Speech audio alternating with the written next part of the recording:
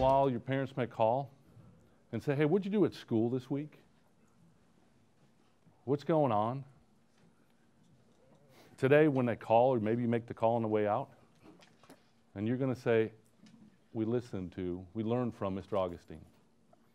This is going to be one of those times you look back and say, wow, that's huge. I had the pleasure of riding with him yesterday for 4 hours. It was just an amazing time. All right, so put your seatbelts on. We've got some dignitaries with us and folks from outside. So just a reminder, it's the second speaker in our series for this semester. All right? So I want to welcome some folks, and I should have warned them ahead of time. We got Mike. You want to stand up for a second? Mike and Chester and Vinod. And so, yeah, don't sit down yet. So I want everyone to see these guys. So Mike and Chester are from Lockheed Martin, and Vinod is from Siemens. The reason we're here today, the reason I'm here today is not because I wanted to do this. It's not because it was my idea. Industry came and said, we need to create different kind of engineers. They're asking us to do this. They're asking you to do it. So on the way out, I want you to thank those three, because that's why we're here. They made a decision to ask us to go do this. Okay, so make sure you thank those folks. There's a couple other folks we need to thank. You guys can sit down now, or, yeah. Thank you. I mean, so I got to call you provost. So the provost, I don't know, you do have to stand, Tony. So we have the provost. I don't know if you know him, but he makes this all work. You have the dean, Michael Georgopoulos, and then Chuck Riley. And Chuck really started the seminar series 3 or 4 semesters ago. I lose count. But again, the provost and the dean made the decision to go do this. They said, this is important to the college. It's important to you. So again, on the way out, you've got to thank those 3 folks. Okay? There's 2 other folks. There's Bob Rich, and there's Robin, that put a lot of energy into making this visit work. And so I appreciate that. It's huge. Okay? So thank those folks on the way out as well. So you all read his bio. So I want you to get in my seat for a minute. It's Mr. Augustine. You read that bio, and we sent it out to you earlier. He's America's engineer. So Bob and I have a 4-hour ride down to pick him up. How am I feeling? Think about that for a while. Okay? So we got a ride with him. You know what I brought with me? My notebook and pen. Because I'm going to pick his brain. Right? I told you at the first class, any meeting you bring a notebook. So I got it. You want my notes? I'll share them with you. Mr. Augustine has lived. He was an engineer. He became a project manager. He became an executive. He led organizations. He'll share with you maybe. He's got a 2nd or 3rd career about having a huge impact on what we all do. All right, so he's living that transformation. He's a role model for us. He's a role model for what we want to go do. Right? Go create the confidence and knowledge, the desire to create, innovate, collaborate, and deliver solutions. I'm taking notes. He reinvigorated me last night, because that's what it's about. That's the mission about what we're trying to do. So we're walking upstairs to his condo to pick him up. It's Mr. Augustine. He's America's engineer. I didn't shake. I had my hands in my pocket so you couldn't see it happen, right? So he answers the door. His wife answers the door. And about 5 seconds later, he walks up. And I can't tell you what it was. But I just went, whew. Because he is more than America's engineer. Robin asked a question last night at dinner. What are you most proud of? Family man, 51 years of marriage. Father, grandfather. He's a photographer. He's a historian. He's been to the South Pole. But what I got out of that first 5 seconds and the ride in the car, he's an icon with humility. And if there's no one else that we learn from about leadership or know their lesson, to be leaders, we've got to be human. And the joy I had for 4 hours yesterday, and I hope you get today in a short time, you can be a leader, and you can be America's engineer, but it's about doing it with humility.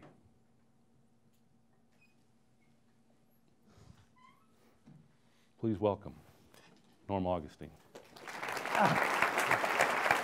Thank you. Wow, that was quite an introduction. Thank you.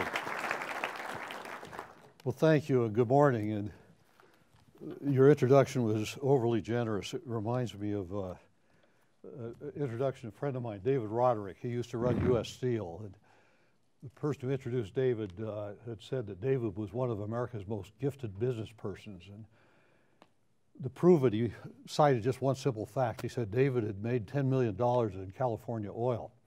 And David, when he went to the podium, it was obvious he was a little bit embarrassed. And he said the introduction had been essentially accurate, but he said, truthfully, it had not been California, it was Pennsylvania. And he said, actually, it wasn't oil, it was coal. And actually, it wasn't 10 million, it was 10,000. And it wasn't he, it was his brother. And he didn't make it, he lost it. So thank you for the great introduction. A little bit of it might have been true, but before I start talking about leadership and innovation, a couple of points I'd like to make. First is to thank everybody here for the hospitality. I've had the most wonderful day already and evening, and I just appreciate being treated so kindly as you all have treated me.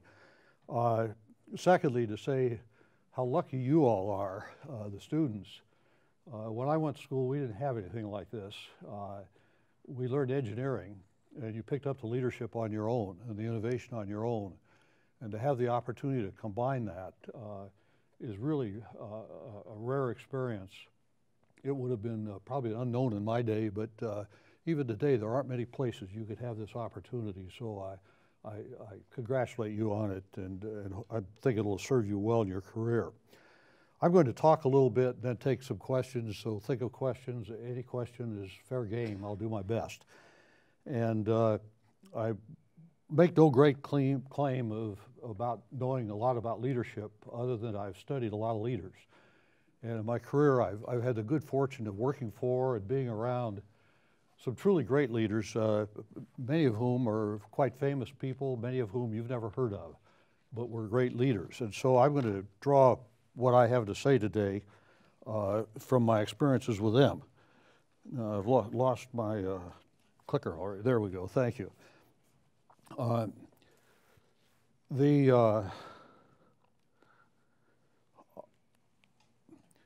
going to start out with a quiz. My quiz is, would you invest your money in these people?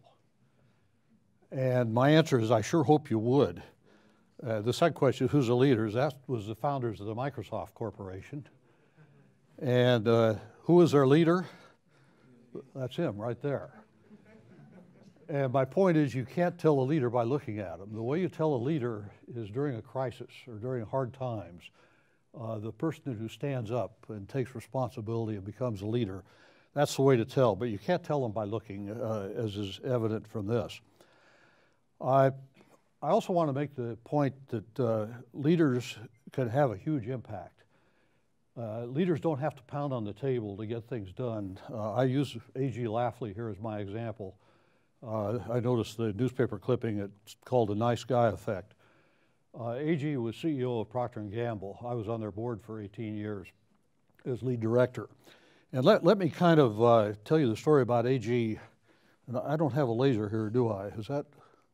I don't. So I'll just describe by pointing. But Procter & Gamble is a company, this is a plot of their stock price here. And as you can see toward the left, the stock price was going up as it had done for about over 100 years.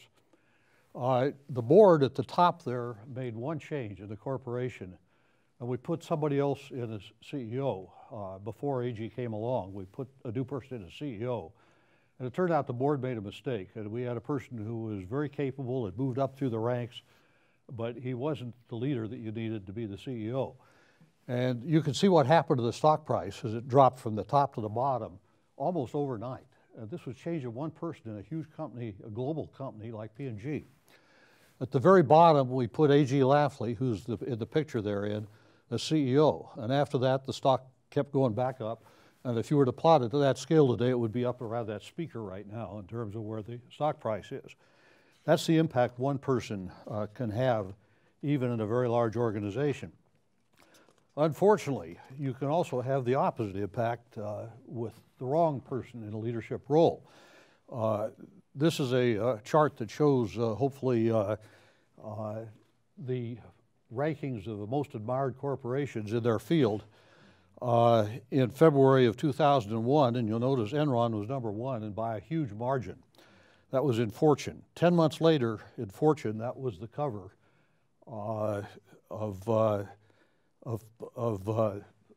showing what had happened to Enron that had been exposed during that brief period. And so basically, the poor leadership there brought down Enron, and along with it, some other great firms, including probably the gold standard in accounting that it also brought down. So let me talk a little bit about what is leadership. And the first thing about leadership is that I might tell you, when I got interested in this subject, I looked at the dictionary. That's a good place to start out. I looked at Webster. What is the definition of a leader? And the definition it gave, the first one was a short piece of catgut. If you think about it, that's talking about for fishermen, the leader. And I thought, this isn't helpful. I've got to do better. And fortunately, it had some other definitions. But the key to leadership is to have people voluntarily want to do and to follow what it is you're trying to accomplish. And it doesn't mean leaders can't be demanding. They sure can. They have to be. But a leader is not somebody who accomplishes things by intimidation or by threatening. The best definition I've seen of a leader is from a tombstone in the officers' cemetery, the British officers' cemetery in Normandy.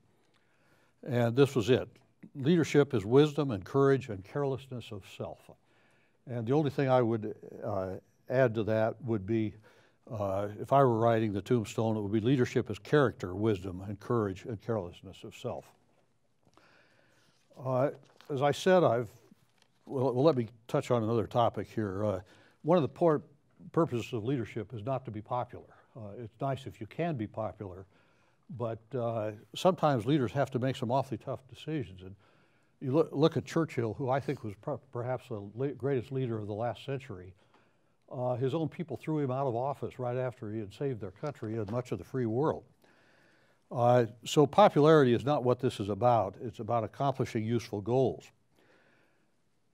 So I, a while back, got thinking about who were the great leaders I'd known in my life. And I made a list of, I think there were 35 of them. And then I asked myself, why did I put each of them on the list? And I wrote down why. And then I started looking for patterns. And I found patterns that these 35 leaders generally had 12 things in common. And that's what I'd like to talk to you about, is what I learned from my one-man study of leadership. The first thing that stood out in my mind was they were people of character, people that had a strong moral compass, an ethical compass. And that makes sense. Who's going to follow somebody if you can't trust them? So it's a bit obvious, but it's absolutely first on the list. Let me just give an example. Some years ago, Johnson & Johnson, that manufactures Tylenol, someone was putting poison in the capsules that were on the drugstore shelves. And as I recall, 7 people died from that.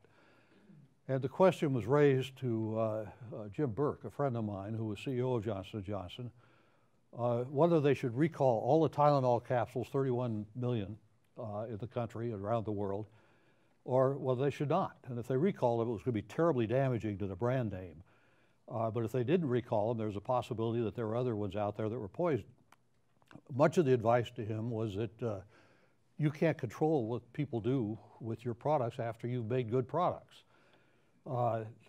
He, though, felt that he had a responsibility to his users, to his customers, and recalled all 31 million bottles. And It cratered their stock price. It badly hurt the brand for a time. But it was a great example of character and courage in spite of a lot of advice he got. Another example of character that I've always liked, going the wrong way, comes from the company Inland Steel. Turns out there was a fellow by the name of Herb Krantert who worked for another container corporation, one of the major container corporations. And he's a mid-career guy, and one day the chairman of the company came up to him and said, "I've noticed the terrific job you've been doing. I'd like for you to serve on our board." And he was terribly flattered. He thought, "This is wonderful." And the chairman of the board said, "There's only one condition, and that is that you always vote the way I tell you." And he answered with 2 words. He said, "I quit." And he didn't want to work for a company that operated that way. The next day he's at home, and his doorbell rings, and 6 of his fellow employees show up on the porch. And they say that they had heard what had happened, and they too didn't want to work for a company that operated that way, and said that they would like to go to work for Krantert. He was the kind of a leader that they would like to work for. And he said, "Well, you know, that's just terrific, but I'm sitting here and I don't have a job." And they said, "Well, why don't we come in and let's sit down and figure out if we could figure out something we could do and start a company, and you could be our leader," which they did, and they created Inland Container, which is one of the great container corporations of its age. The question comes up then, how do you react when you come to a fork in the road? And when I speak at business schools, I always like to quote a few numbers, and I'll share them with you. I usually open by saying this. These are the numbers, and the question is, what are they? What do they have in common?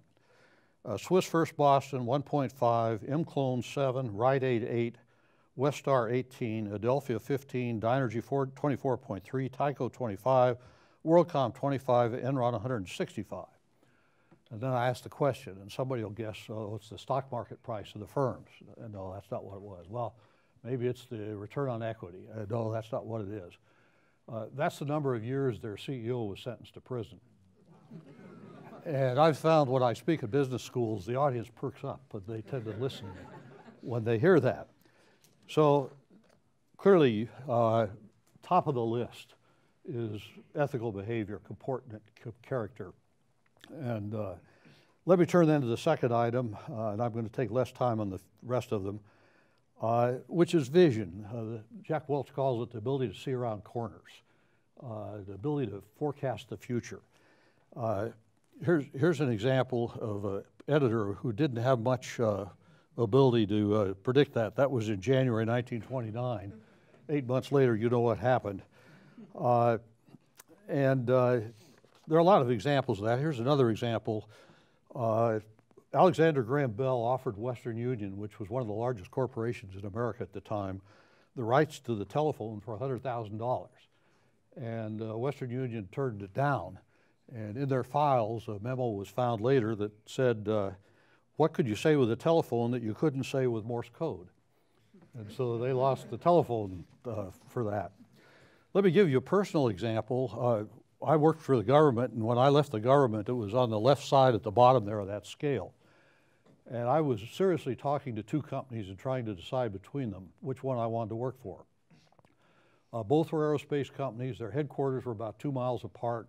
They're almost of the identical size. They both build airplanes. And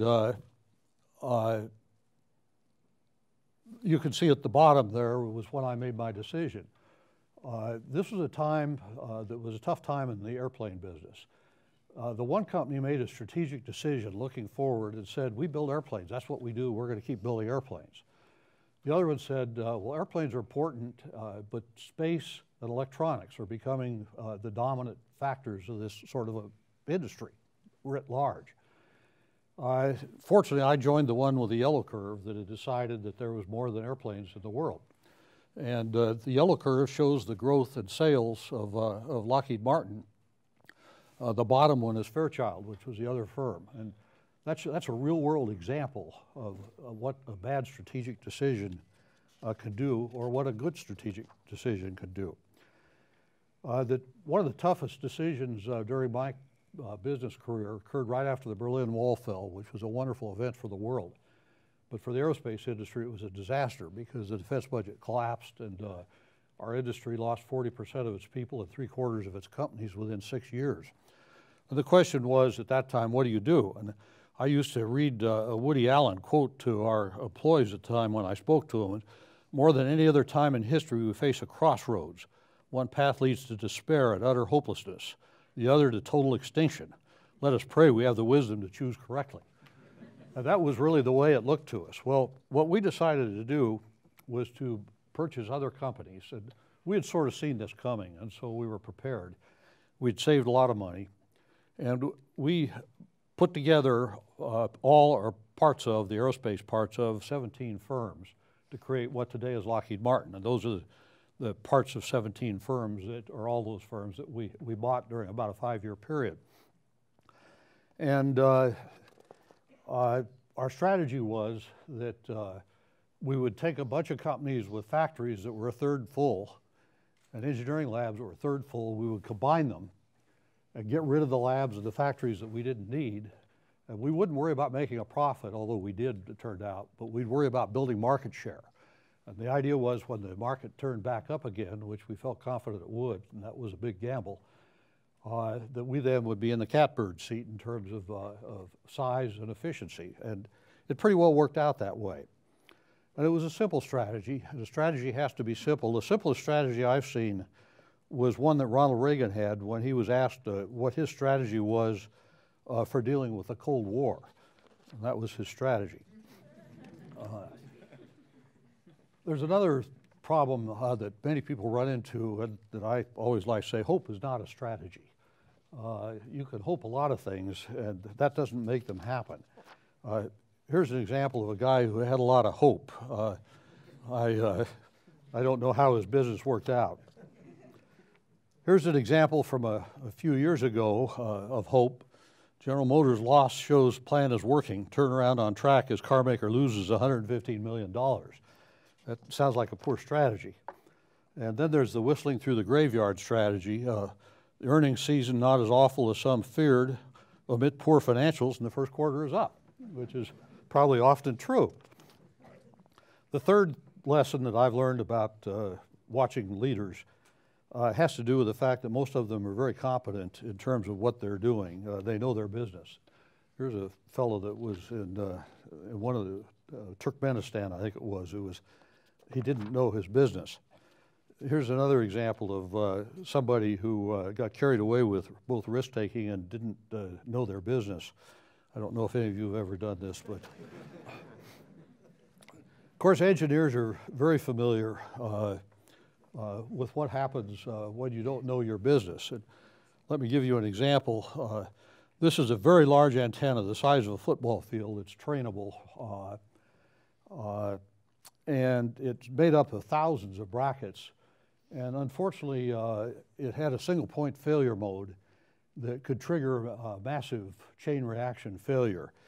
And just exactly what had been overlooked happened, as is often the case. And this was the consequence, just from overlooking the strength of one bracket. That brings me to my fourth issue, which is leaders tend to have good judgment, at least the ones I studied. Here's an example of bad judgment. We often learn more from bad examples than good examples. Headline, the liner Titanic sinks, 1,300 drowned, 688 saved, 866 saved. The Titanic was designed to carry 2,224 passengers, and it was designed to have 1,178 lifeboat stations. And the argument that was made among the engineers was that the ship is unsinkable. It was designed to be unsinkable, so you don't need a lifeboat station for everybody. There's a little bit of problem with that logic, as you can see. I mean, if it's unsinkable, you don't need any lifeboat stations. Unless you think it's going to half sink or something like that, you need at least a lifeboat station for everybody. And as we all know, the consequence that 1,615 people lost their lives. Here's another example of poor judgment. A few years ago, you recall that Ford Explorers, of which I had one, still have it, they had a habit of rolling over. And the Congress got very upset about this. There was a battle between Ford and Firestone that made the tires. the Congress called the CEOs of the two companies to testify before the Congress. The head of Ford wrote back a letter to the Congress saying, this was the press statement they put out. Ford said yesterday that President Jacques Nasser is too busy with the recall to testify at the House hearing or at another scheduled by a Senate committee. Not good judgment, because it turns out the Congress has another way to get you there. It's called a subpoena, and 2 days later, there they were under a legal subpoena with their right hands in the air, now under oath with a very hostile Congress before them. An example of very poor judgment of a leader. Then there's a matter of courage, the fifth item on my list. My favorite example, there are a lot of great examples of courage, but probably my favorite is Shackleton, the Antarctic Explorer. And this was an ad he put in the London papers in around 1900. Pardon the sexist attitude of the times, but men wanted for hazardous journey, small wages, bitter cold, long months of complete darkness, constant danger, safe return doubtful, honor and recognition in case of success. Over 5,000 people signed up to take the trip with him. 27 were selected to go. And as you probably know, they were trapped in the ice down there. Shackleton sailed a boat across the open ocean, the Southern Ocean, landed on South Georgia Island, came back, a trip that took a total of 2.5 years and saved every single member of his crew. But in spite of all this, leaders have to be willing to take prudent risks, and I understand prudent is, underline prudent is compared with irrational. These guys, in my mind, are taking an irrational risk. But it is necessary sometimes to stick your neck out. I saw an example of that from my predecessor. It was then Martin Marietta, a fellow by the name of Tom Pennell. Tom was a CEO. One day the ticker came across and said that the Bendix Corporation was going to make a hostile takeover of our company. They were going to take it over. And it turned out that they had done this very secretly. You couldn't do this today under the laws today, but very quickly they bought up 72% of our stock. So they owned us, no question about it. Well, Tom and our board were a very courageous bunch. And they said, you know, before they can stop us, if they're going to own us, we'll buy their stock and we'll own them. Which is exactly what we did. We bought a majority of their stock, and so they owned us and we owned them. And this was a first in American business, and we sued each other in 34 states and 4 federal district courts, and it was a real problem because we were competitors. And if we were competing, we wanted them to win, because if they won, we got the money. But they wanted us to win because they would get the money, and so it was a whole new concept that you've probably not studied, and how do you lose when the other guy's trying to lose? And I refer to that, what Tom and the board did there was not just courage, but audacity. And there's an example of audacity. But leaders don't have to just take blind risks and then hope. You can be prepared to hedge your risks, to do things to prevent something terrible happening. These fellows have designed an airplane that, unfortunately, I guess it had a roll stability problem. And so they hedged their bet. They could come in upside down and land just fine if they had to. Next item, 7, leader listens to advice. And not just hears advice, but listens to advice. Important difference. The Challenger explosion, that great tragedy, was a clear example where had the leaders seen and properly weighed the advice that was out there, I don't think there's a person in this room that would have launched the Challenger that morning. Unfortunately, they didn't see in the proper manner much of the advice, and they didn't listen to the memos that the engineers at Morton Thiokol were writing, some of which were very dramatic for engineers. One of them begins with the word help in large letters, basically saying nobody's listening to us. Let me turn to my 8th item, which has to do with decisiveness. You may have to change course suddenly. 2 CEOs of Fortune 100 companies that I know that I had the misfortune of having to tell that their services were no longer needed were very capable, decent, able folks. but they each had a problem, and the problems were exactly the opposite. One of them was a guy who was a ready, fire, aim person. I mean, he would fire before he had all the information that he could get his hands on, and this was leading to disaster. The other one was described to me as somebody who said, ready, aim, aim, aim, aim, and never fired. And so it didn't work out. Well, leaders have to be decisive. And, but when you're decisive, it's important to get it right. Here's an example of a couple decisive guys. And this may bring back memories in Seattle here a few months ago, the football game. My favorite example of decisiveness is a friend of mine, Kent Cressa, who ran Northrop Grumman. Kent made one of the great decisions that was described in the USA Today. And by just chance, I happened to be sitting next to him at a meeting the day this came out in the newspapers. You can imagine how much fun I had with it.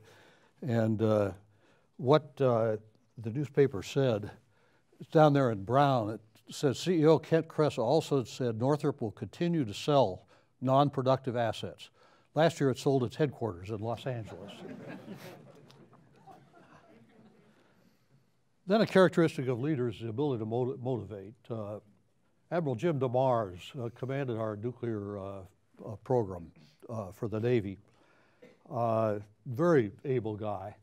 And I always admired him because every time they built a new nuclear submarine, on its first dive, he would go on the submarine for 4 days and go out while they tested the hull to make sure that it was soundly designed.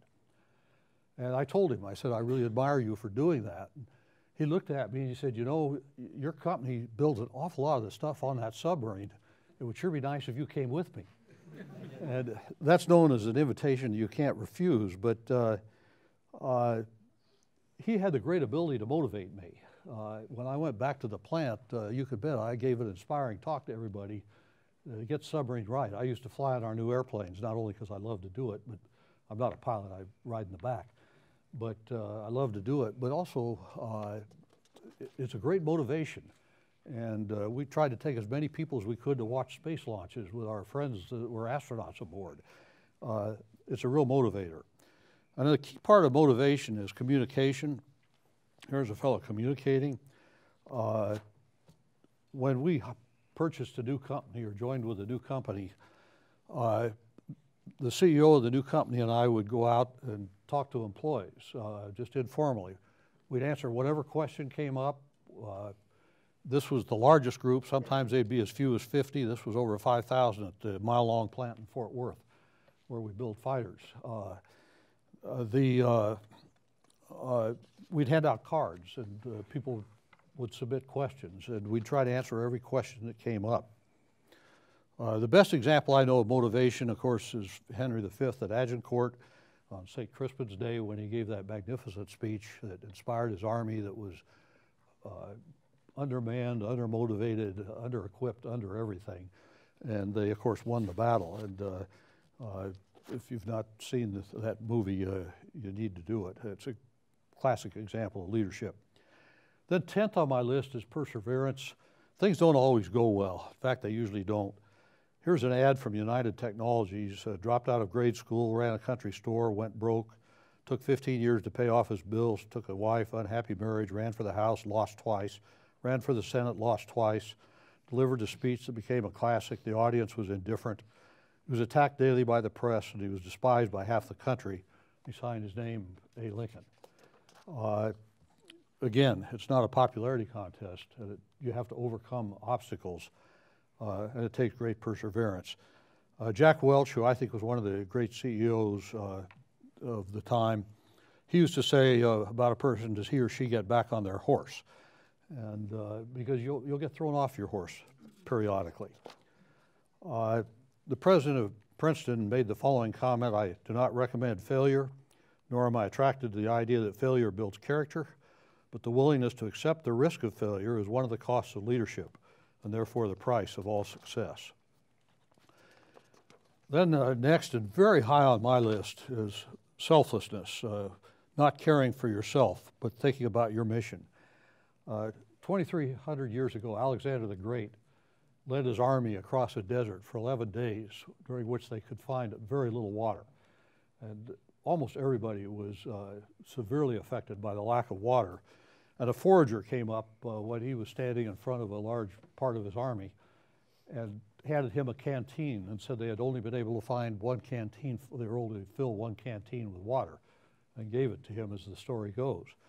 And as the story goes, Alexander the Great said that it's no use for one to drink when many are thirsty, and he poured the canteen on the sand.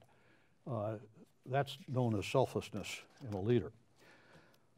Good leaders are always thinking of their troops, not of themselves. They're always thinking of their mission, never of themselves. Doesn't even enter their mind. Here's an example of a really awful leader. This duck, the mother duck there, looks like she might be a pretty good leader, but she's not thinking of her troops. And that's what happens. There's in the military, every year in most militaries, you get rated by your boss on how well you're doing, and it's written up in your personnel report. Companies do this too. And there's an example that comes from a British officer, as only the British could do, I think. His efficiency report for the year from his superior officer went as follows. This officer's troops would follow him almost anywhere, mostly out of curiosity. That's not leadership. And certainly from all people, General Custer, who really had it right in this case, the reward of command or leadership is the opportunity to lead, not to have a bigger tent. And too many CEOs have forgotten that in their strive to have a bigger tent. Lastly on my list is passion, enthusiasm. A fellow I used to work with used to describe it as you got to be willing to slide head first. And you do have to be willing to slide head first. You've got to dig deep inside yourself, because the difference between winning and losing is usually very, very small. That's true in business, it's true in sports, many examples. And when it comes to being enthusiastic and willing to commit and slide head first, this quote from Vince Lombardi always struck me: if you're not fired with enthusiasm, you will be fired with enthusiasm. So those are my 12 qualities of a leader, and I'm going to summarize with a quote from Sir William Osler, who is considered by many to have been the founder of Western medicine. He was at Johns Hopkins and left and went to join the faculty of a university in England. And he said the following: I've had personal ideals. One is to do the day's work well and not to bother about tomorrow. It is to it more than anything else I owe whatever success I've had, to this power of settling down to the day's work and trying to do it well, to the best of one's ability, and let the future take care of itself. And certainly I found in my career the best way to get ahead is don't try to get ahead. Do your job as well as you know how to do it. My own 15 replacement for, I never got to go to business school. This is my 15-word substitute for going to business school. Find quality people, convince them of what is needed, and get out of their way. And it does work. So that's what I wanted to say. Now I'd love to hear from you what you'd like to hear, questions, or however you want to handle it. Okay, so I get the first and last question. Okay. Right? That sounds like trouble. Yeah, it does. No, and we talked a little bit about this in the car yesterday, and you shared it in your principle, that you as a leader, the one lesson you learned along the way is you got to have people that are willing to share with you, hey boss, maybe you're making the wrong move. So these guys are going to graduate either this May or next May or the year after, and they're going to be sitting with a leader, a boss, that may or may not be that great of a leader. They may be getting ready to make a bad move. What advice would you give to them if they had to come tell you, hey boss, you're making the wrong move?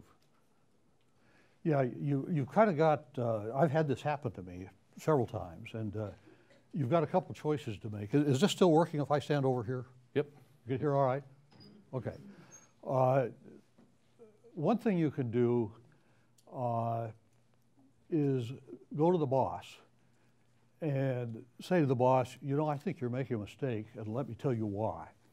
And the boss may say, that let me tell you, there's some things you don't know, and then you go away satisfied. There's another thing that the boss says, you know, what business do you have coming in here and telling me this? I'm the boss. then what you should do in that case is say, I quit. Because go get a new boss. You don't want to work for that person, for sure.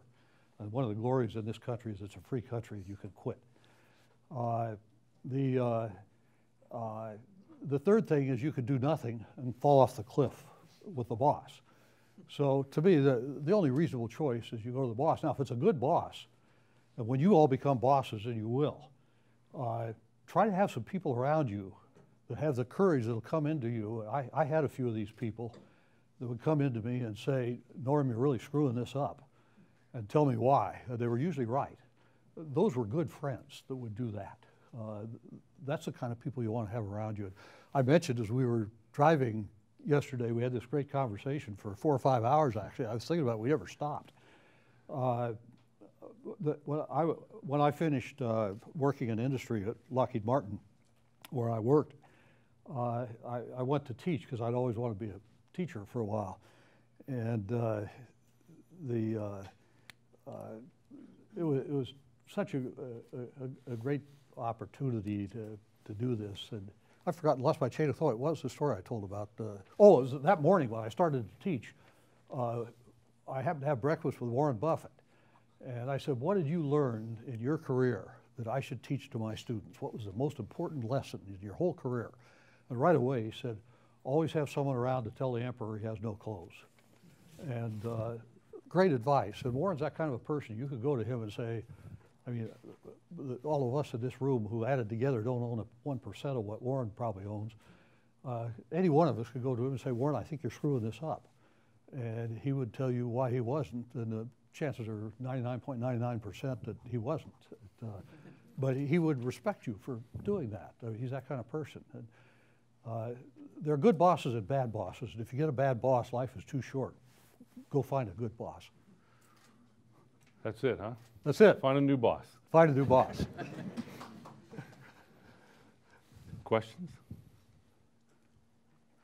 We need questions. I've got to testify before the Congress in about 2 weeks, and I need practice. So ask hardwoods here. Here you go to the right. Okay, good. I'm noticing you talk a lot about studying past leaders. Who would you say your #1 role model is? Oh boy, that's a good one to think about. Boy. A lot of people come to mind. I guess I'd say General Omar Bradley, the famous World War II general, who I happen to have the good fortune to get to know pretty well. And General Bradley was a great leader, a quiet, decent man, absolutely ethical person. In the Army, he was known as a soldier's soldier. And I think it would be he. One other person that comes to mind, and this one will surprise you probably, was Sandy Mcdonald, who ran McDonnell Douglas, and were our biggest competitor. And we competed fiercely. But Sandy was such a decent guy that you always knew that the fight would be fair. And we became very close friends, even though we fought all week long on weekends. We'd go play tennis together. Sandy would be a recent one who I would say, that's a great question. It's a hard question. Are you good? As a student, I often feel like I barely have time to sleep. So I can imagine that when you get into a career, the workload itself takes a lot out of you. How have you handled stress and like balancing your home life and your work life, and so it doesn't overwhelm you? That's a really great question. And did you hear the question? You all got that? What you say is absolutely true. I mean, there'll be people who say that there's no problem. Well, that's just not the case. You have to make trades. You can't do everything. You have 24 hours a day, and you do have to sleep a few of them. And in my case, I was very lucky. I've got a wonderful wife who understands that sometimes you have to be places that you don't want to be at critical times. My kids were understanding. I tried to arrange my life so I'm pretty protective of my private life. And for example, every year throughout our lives, we've taken our children and now our grandchildren for a week or two vacation somewhere. And so we have a week or two of really good time. I had when I was with the government, they made my house a secret security depository so I could keep secret documents in the safe in my house legally. And so I could play with my children when they were growing up. When they went to bed, I could do my homework late at night at home, so I didn't have to drive back to the Pentagon to get access to secret documents. There are a lot of things you can do. I had 2 secretaries later in my career instead of 1. I always planned vacations 2 years ahead. I had a boss, the CEO before me, who was my boss, didn't believe in taking vacations. He never did. He thought if you worked for a company, you were committed to the company. And I used to drive him nuts because I wanted to take my vacations. And, but I found the secret to that. I'd go up to him, and it was Tom Panal, a great guy. And if it were today, for example, I'd go up and I'd say, Tom, between July 1st and 14th, 2015, is there anything you're going to particularly need me for? He'd look at me and say, well, no, I don't think so. And I say, well, look, if there's something really an emergency, I'll be here. But otherwise, I'm going to plan a family vacation then. And he'd wander off. About 6 months later, I'd say, Tom, July 1st to 15th, 2015, I'm putting a big deposit down on a trip. We're going to take a family to take pictures of animals in Africa. And it's a big deposit, and I'll lose it if I don't go. And I said, you mentioned you wouldn't need me then. Is that correct? And he said, oh, yeah, that's right. And the other thing I did, I would always schedule two periods. If there's something I really wanted to do, I'd schedule it twice. And when the calendar would fill up, my secretary would guard those times. But if something really happened, she'd give up pieces of it. And usually I'd be able to salvage one up. But my advice is you do have to make trade-offs. You can't do everything. I've never held a golf club in my hand, ever. And I gave up going to, I love sporting events, but I don't go to them anymore. I watch them on TV because it takes less time. And it's still true in my so-called retirement that that's what I do. And you can do things that help. My daughter is an example. She's an attorney. Got out of school, law school, clerked for a federal judge, worked for a big law firm, became a counsel to the Senate, and then worked in the White House for the president as a lawyer, and said, you know, I just can't raise my family and do all this. And so she left her job and is being a soccer mom for 10 years and loving it. So there's that trade-off you may have to make too. And they're not easy, but it can be done. But you've got to be really efficient, and you've got to give up the things that don't really matter to you that much. You can't do everything. But wonderful question. Go here first. Thoughts on innovation? First of all, with regard to innovation, I think if there's one word in which you could wrap up what will be the future of the United States, that word is our ability to innovate. That's 4 words, sorry. It's less than 7, though. It was an overrun. But anyway, innovation. And the reason I say that is that most of us in this room will be paid many times what our counterparts in other countries will be paid, in many other countries.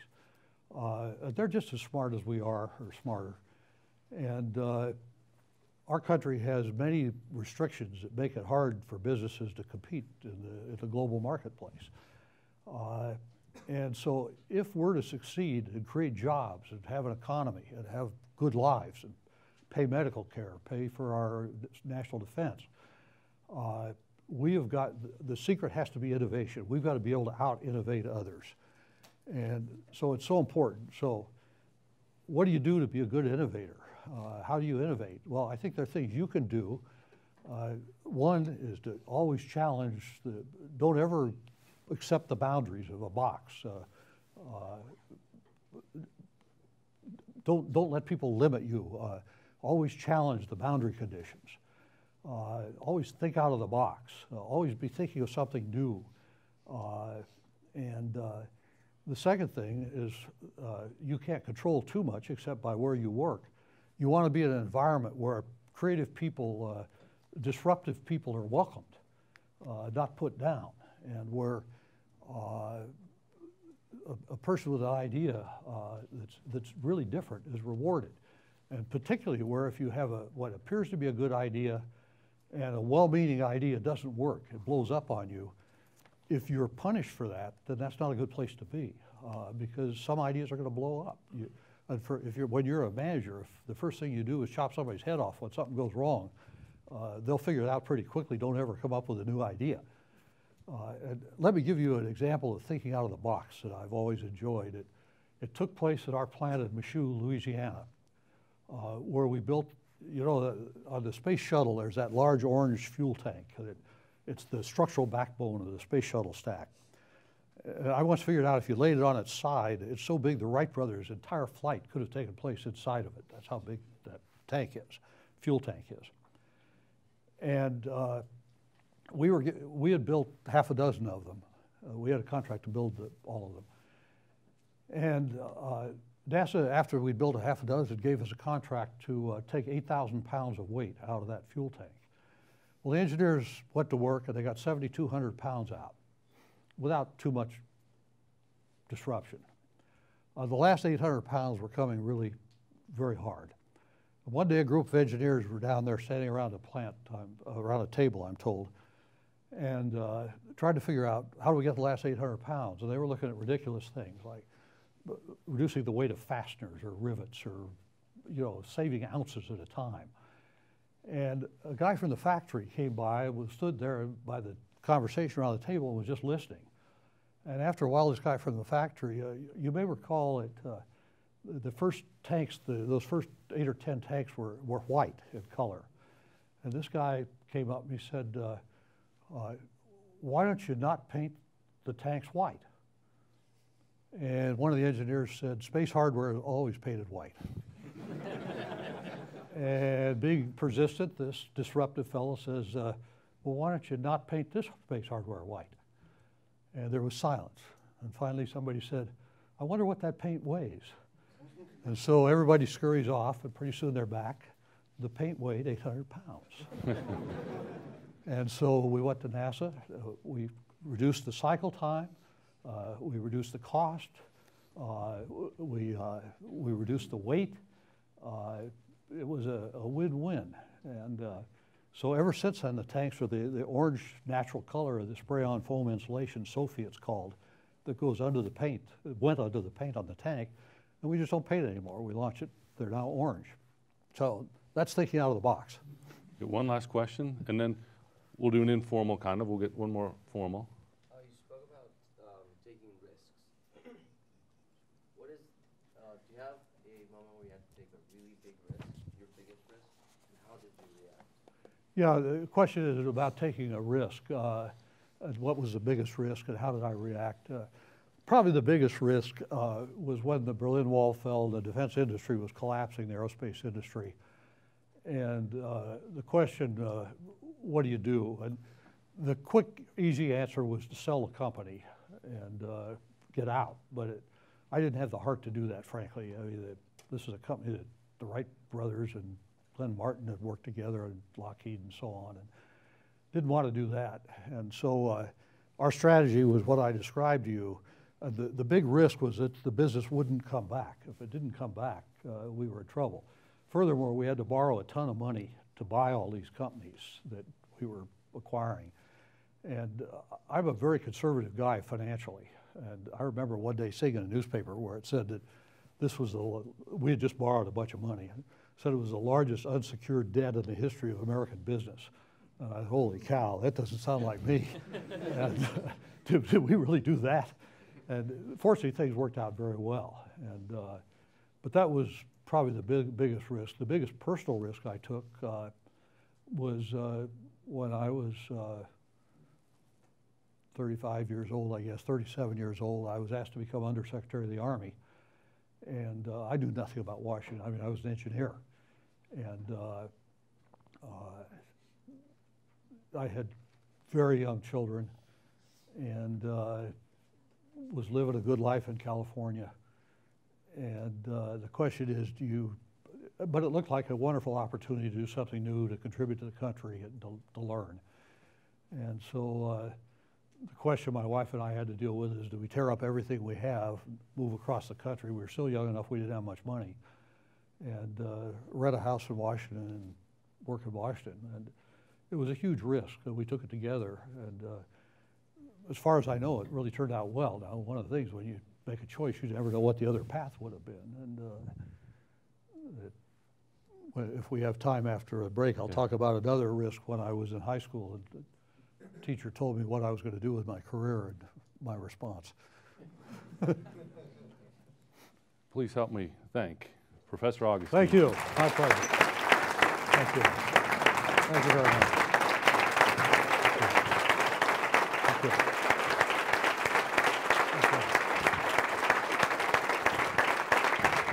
Thank you very much.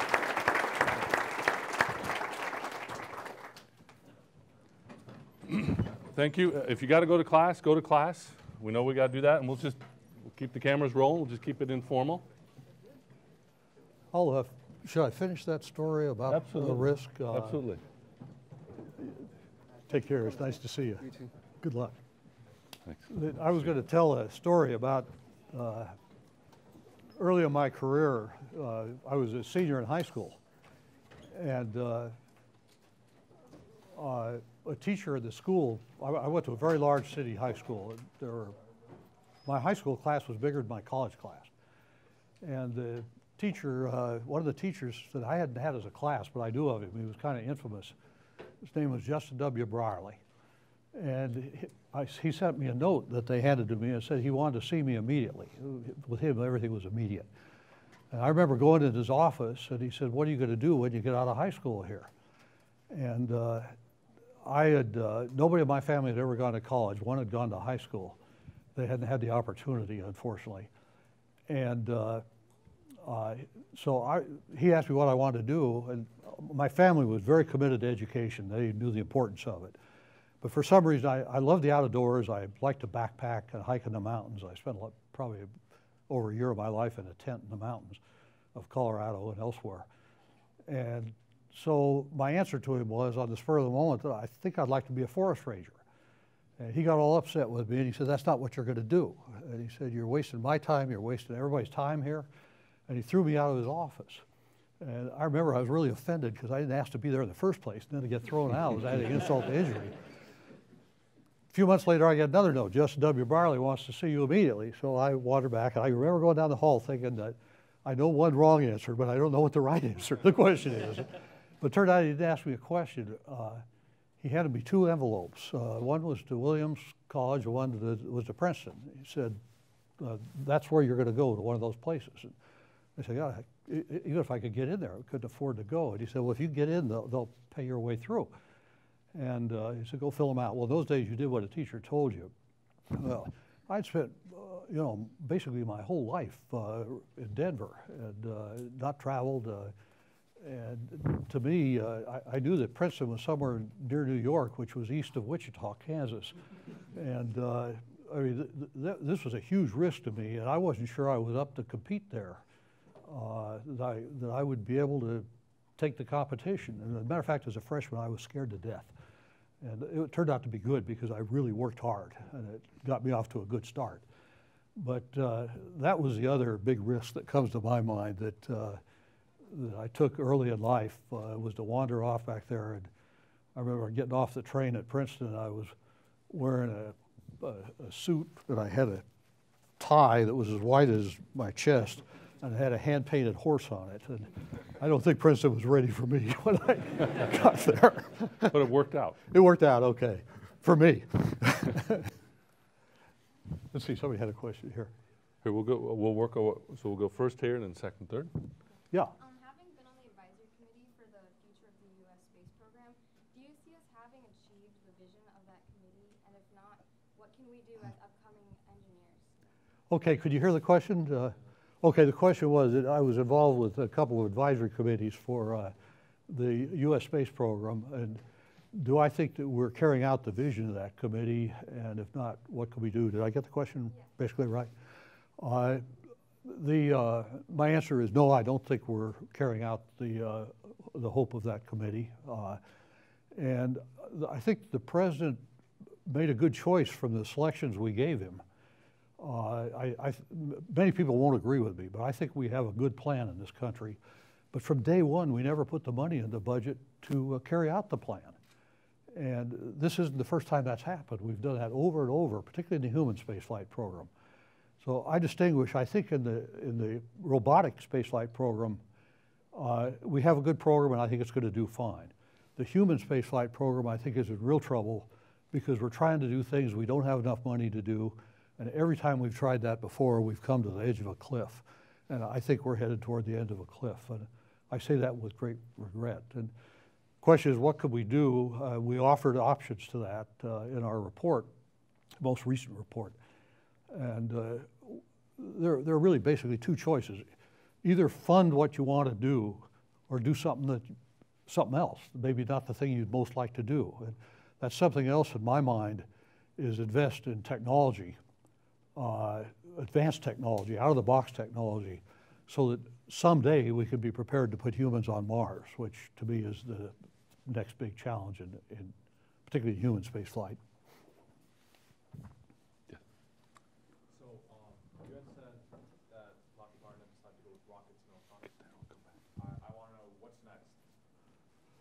I missed the first part of the question. All right, you had just said earlier Lockheed Martin decided to go with rockets and electronics instead of just going with the airplanes. I want to know, what do you think is next? Okay, what do I think is next for companies like Lockheed Martin? I drew the rockets and electronics analogy earlier.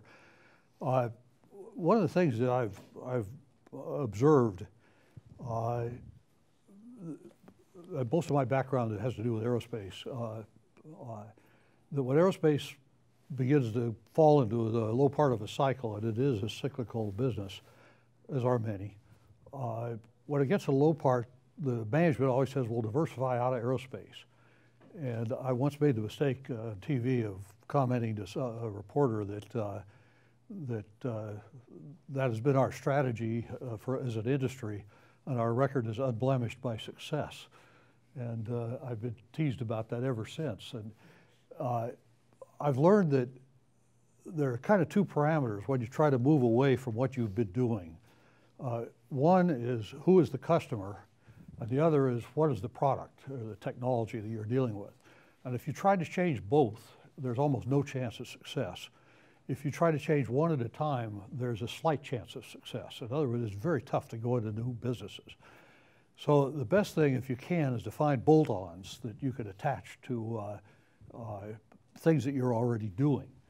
And the company, happily, I don't speak for Lockheed Martin, I should tell you. I'm not on the board. I know a lot of good friends there, but that's it. And I'm very proud of the company, I should say, but I have no influence there whatsoever. I don't speak for them.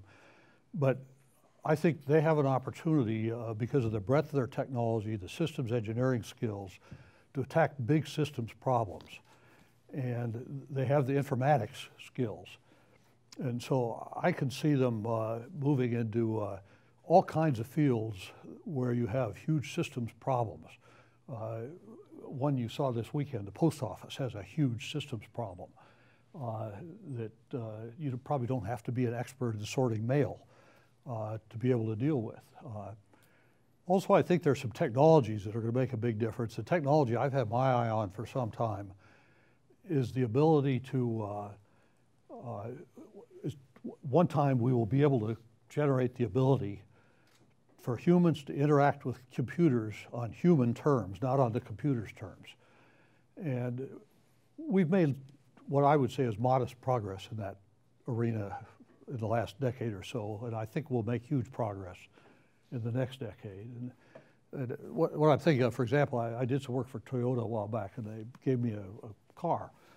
And I get in the new car I've got from Toyota. And Toyota is a great firm, incidentally. I'm very impressed with it, but I'm not impressed with their computer's ability to interact with humans. And I get in this new car, and a woman who lives on the dashboard says to me, very pleasant woman most of the time, said, if you would like to make a telephone call, say phone. Well, I'd been driving a 91 Mercedes all these years, and it didn't have that. So I thought, man, this is fantastic. So I said, phone.